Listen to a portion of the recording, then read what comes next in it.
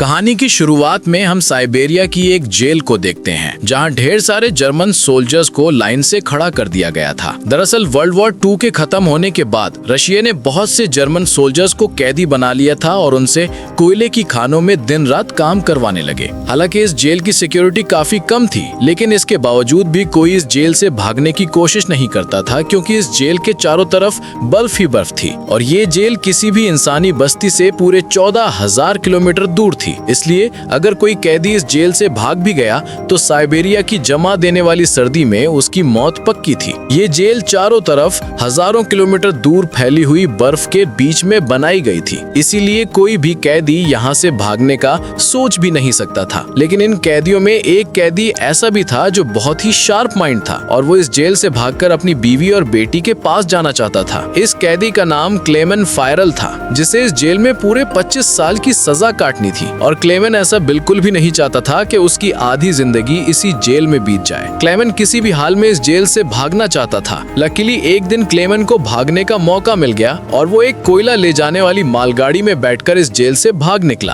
अब जेल के बाहर जब उसने खुले आसमान में सितारों को देखा तो वो खुशी से झूम उठा, लेकिन ये खुशी कुछ ही देर की मेहमान थी। थोड़ी दूर चलने के बाद उस मालगाड़ी को रोक दिया गया और जब क्लेमेन ने बाहर झांक कर देखा तो एक रशियन सोल्जर बंदूक ताने उसके सामने खड़ा था। बदकिस्मती से यहाँ क्लेमेन पकड़ा गया और जेल से भागने के जुर्म में उसे एक ओपन एयर सेल में बंद कर दिया गया। सर्दी बहुत ज्यादा थी और रात में होने वाली बारिश ने क्लेमेन की हालत खराब कर दी थी। उस सेल में क्लेमेन को कुछ घंटों के लिए नहीं बल्कि पूरे 2 दिनों तक रखा गया। अब पूरे 2 दिन बाद अगली सुबह जेल का वार्डन उसके पास आया और उसे सेल से बाहर निकालकर उससे कुछ भी टॉर्चर नहीं किया गया, बस सिर्फ ये बोला कि तुम्हारे साथी बेसब्री से तुम्हारा इंतजार कर रहे हैं। अब जब क्लेमेन अपने साथियों से मिला तो वो सब लाठियां और डंडे लेकर उसका इंतजार कर रहे थे। वो सब क्लेमेन पर बहुत गुस्सा थे क्योंकि क्लेमेन के भागने की वजह से उन सबको पिछले 2 दिनों से भूखा रखा गया था और क्लेमेन को अब वार्डन की बात समझ में आ गई कि उसने क्यों कहा था कि तुम्हारे साथी तुम्हारा इंतजार कर रहे हैं। अब क्लेमेन को देखते ही बाकी कैदियों ने उस पर हमला कर दिया और उसे बहुत बुरी तरह से मारा। इस मारपीट में क्लेमेन इतना जख्मी हो गया कि उसे जेल के हॉस्पिटल में एडमिट करना पड़ा। इस जेल का डॉक्टर भी एक जर्मन कैदी था। जैसे ही क्लेमेन होश में आया उसने डॉक्टर से कहा कि मैं एक बार फिर से जेल से भागना चाहता हूँ और मुझे आपकी मदद चाहिए। डॉक्टर क्लेमेन की बहादुरी देखकर हैरान रह गया कि ये इतना सब कुछ झेलने के बाद भी हार मानने को तैयार नहीं। डॉक्टर ने उसे समझाया कि इस जेल से जिंदा भाग पाना नामुमकिन है और अगर तुम यहाँ से भाग भी गए तो बाहर की जमा देने वाली सर्दी में मर जाओगे। लेकिन हकीकत ये भी है कि अगर तुम यहाँ से नहीं भागे तब भी तुम्हारी मौत पक्की है, क्योंकि जिन कोयले की खानों में तुम काम करते हो वहाँ कार्बन की मात्रा बहुत ज्यादा है जो हवा के जरिए तुम्हारे शरीर में जाता है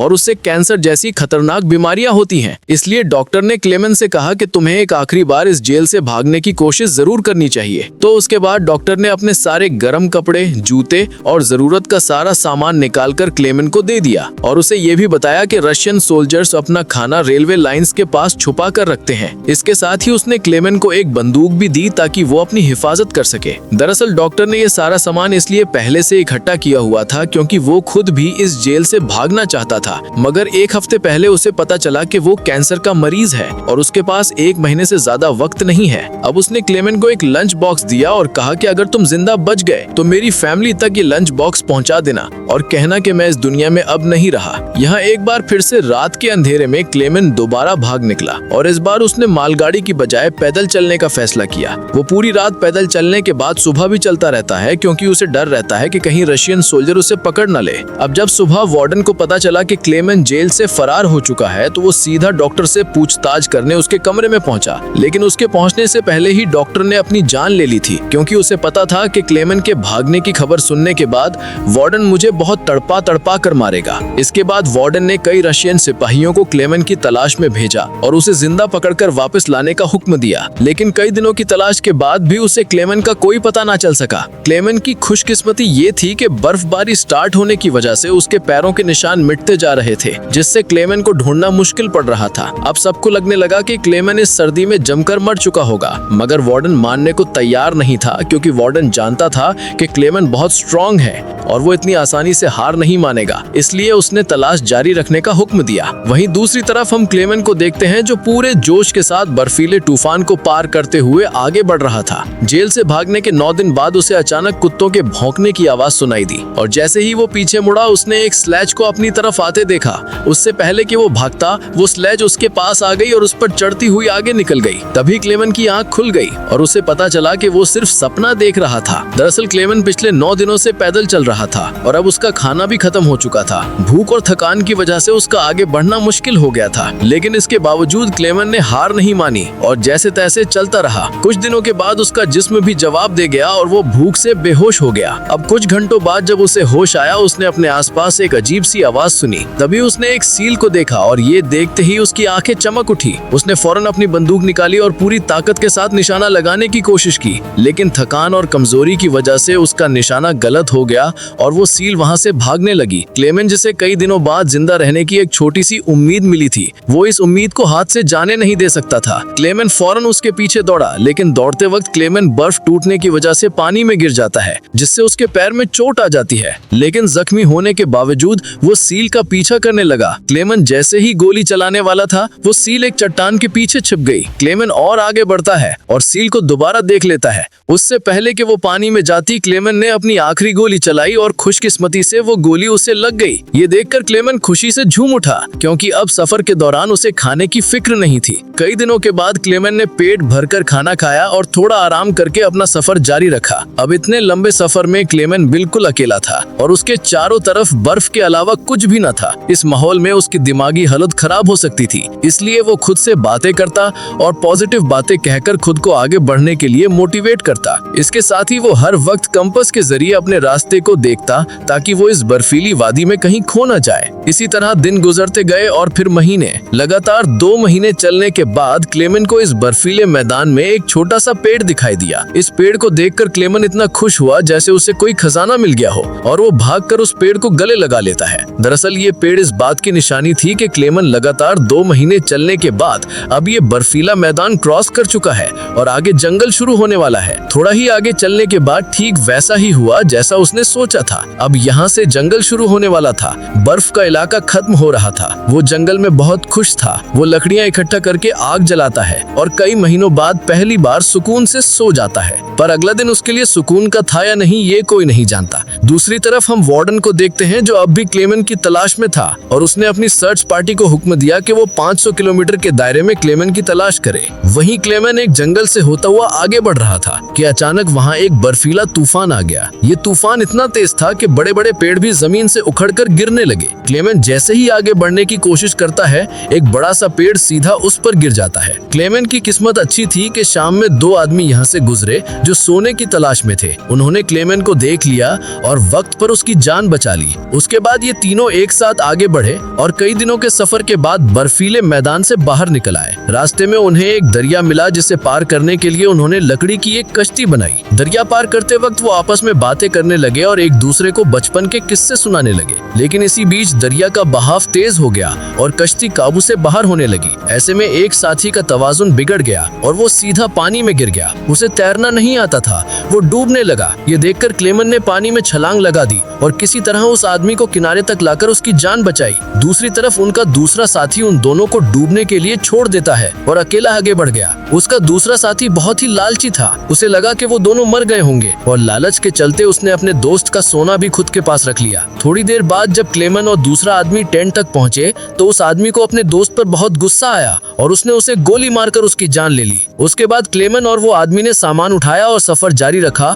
वो दोनों कई महीनों तक इसी उम्मीद पर चलते रहे कि कोई इंसानी आबादी उन्हें मिल जाए। लेकिन दोबारा सर्दियों का मौसम आ गया और हर तरफ के जंगलात बर्फ की सफेद चादर में छुप गए। उस आदमी ने जो सामान उठाया था वो काफी भारी था, इसलिए उसे बर्फ में चलने में मुश्किल हो रही थी। ये देखकर क्लेमन ने उसका बोझ हल्का करने की कोशिश की और कहा कि कुछ देर के लिए अपना सामान मुझे दे दो। लेकिन यहाँ उस आदमी को शक हुआ कि शायद क्लेमन भी उसका सोना चुराना चाहता है, इसलिए उसने क्लेमन पर हमला करके उसे नीचे धकेल देता है, जिससे क्लेमन बेहोश हो जाता है। थोड़ी देर बाद क्लेमन को होश आया तो उसने देखा कि भेड़ियों का एक झुंड उसकी तरफ आ रहा है। अपनी जान बचाने के लिए वो एक दरख्त पर चढ़ने लगता है, लेकिन लेकिन पेड़ पर चढ़ते वक्त एक भेड़िया उसका पांव पकड़ लेता है, लेकिन दरख्त कमजोर था और दरख्त दरमियान से टूट गया, जिससे क्लेमन नीचे गिर पड़ा। अब क्लेमन को लगा कि उसकी मौत पक्की है। तभी अचानक गोली चलने की आवाज आई। क्लेमन ने आंखें खोली तो उसने देखा कि कुछ भेड़िए मर चुके हैं और जो जिंदा थे वो भाग चुके हैं। दरअसल इलाके के शिकारियों ने आकर उसकी जान बचाई। वो उसे अपने गांव ले गए, जहां गांव के लोगों ने उसका इलाज किया। बरसों की मेहनत के बाद क्लेमन एक इंसानी आबादी तक पहुंच चुका था। लोगों को देखकर उसे बेहद खुशी हुई। कई दिनों तक वो गांव में रुका और लोगों ने उसकी खूब खातिरदारी की। एक दिन गांव में एक लेटर आया जो किसी और का नहीं बल्कि खुद वार्डन का था। इसमें लिखा था कि एक जर्मन फौजी हमारी जेल से फरार हो चुका है और अगर किसी ने उसे पनाह दी तो वो गद्दार कहलाएगा। अब ना चाहते हुए भी क्लेमन को ये गांव छोड़ना पड़ा, क्योंकि अगर वो यहाँ से नहीं जाता तो वार्डन इस गांव वालों को भी सजा देते। जाने से पहले गांव के लोगों ने उसे खाने पीने का सामान और एक शिकारी कुत्ता दे देते हैं। इस लंबे सफर में अब क्लेमन का एक साथी भी बन गया है, इसलिए अब उसे अकेलापन महसूस नहीं हो रहा था। वे दोनों कई दिनों तक चलते रहे। रास्ते में उन्हें एक लकड़ी की फैक्ट्री नजर आई और कुत्ता खाने की तलाश में उसकी तरफ दौड़ा। अब क्लेमन अपने कुत्ते को बचाने के लिए मिल के अंदर गया। वहाँ वर्करों ने क्लेमन को पहचान लिया और उसे मालिक के पास ले गए। वहाँ जाकर क्लेमन ने अपने मालिक को अपनी पूरी कहानी सुनाई, जिससे सबको क्लेमन पर तरस आया। उन्होंने उसे खाना खिलाया और जर्मनी जाने वाली ट्रेन में बिठा दिया। क्लेमन खुश था कि वो जल्द अपने घर पहुँच जाएगा, लेकिन वो नहीं जानता था कि मिल के मालिक ने उसकी खबर वार्डन को दे दी है। अब वार्डन अपने सिपाहियों के साथ स्टेशन पर उसका इंतजार कर रहा था, लेकिन स्टेशन पहुँचने से पहले क्लेमन ने दूर से रशियन सोल्जर्स को देख लिया और मौका मिलते ही ट्रेन से कूद कर भाग निकला। मगर बदकिस्मती से रशियन सिपाहियों ने उसे देख लिया और उसका पीछा करने लगे। क्लेमन ने जल्दी से पटड़ियां पार की, लेकिन अचानक ना जाने वार्डन कहां से सामने आ गया। ये देखकर क्लेमन का दिल घबरा गया, क्योंकि अब उसे लगा कि उसकी बरसों की मेहनत जाया हो गई। अब इससे पहले कि वार्डन उसे गिरफ्तार करता, क्लेमन के कुत्ते ने वार्डन पर हमला करके उसे काट लिया और यूं एक बार फिर से क्लेमन को भागने का मौका मिल गया और वो पूरी जान लगाकर यहाँ से भागने लगा। लेकिन तभी उसे गोली चलने की आवाज आई और जब उसने पीछे मुड़कर देखा तो उसने अपने कुत्ते को मरा हुआ देखा। ये देखकर क्लेमन को काफी दुख हुआ, लेकिन इसके बावजूद भी वो रुका नहीं और अपनी पूरी ताकत से आगे बढ़ता रहा। उसके बाद वो पुल के ऊपर चढ़ा और नीचे से गुजर रही ट्रेन के ऊपर कूदकर वहां से भाग निकला और कुछ इस तरह से वो वार्डन के हाथों से फिर बच निकला। अब ऐसे ही दिन गुजरते गए और क्लेमन आहिस्ता आहिस्ता इस सफर में आगे बढ़ता रहा। देखते ही देखते साल 1952 आ गया और अब क्लेमन को जेल से भागे हुए पूरे 7 साल हो चुके थे। वो उस वक्त सेंट्रल एशिया में था और एक गांव के मेले में इधर उधर भटक रहा था। उस मेले में उसने खाने पीने की अलग अलग चीजें देखी। खाने को तो उसका मन कर रहा था, लेकिन उसके पास पैसे नहीं थे, इसलिए वो दिल पर पत्थर रखकर आगे बढ़ गया। तभी उसकी नजर 2 लड़कियों पर पड़ी जो मेले में पैनकेक बेच रही थी। क्लेमन ये पैनकेक तो खाना चाहता था, लेकिन उस बेचारे की जेब में 1 पाई तक नहीं थी, इसलिए वो मायूस होकर आगे चलने लगा। पर तभी उनमें से एक लड़की को उस पर तरस आ गया और उसने पैनकेक का एक हिस्सा तोड़कर क्लेमन को दे दिया। पहले तो क्लेमन को थोड़ा अजीब लगा, फिर उसने लड़कियों का शुक्रिया अदा करते हुए वो पैनकेक खा लिया। अब इस मेले में एक जैश आदमी भी था जिसने ये सब कुछ देख लिया था। उसके बाद क्लेमन एक चर्च में गया और ये आदमी भी उसका पीछा करते हुए चर्च में आ पहुंचा। दरअसल ये आदमी भी किसी जमाने में एक कैदी हुआ करता था, इसलिए उसने क्लेमन को पुलिस के हवाले नहीं किया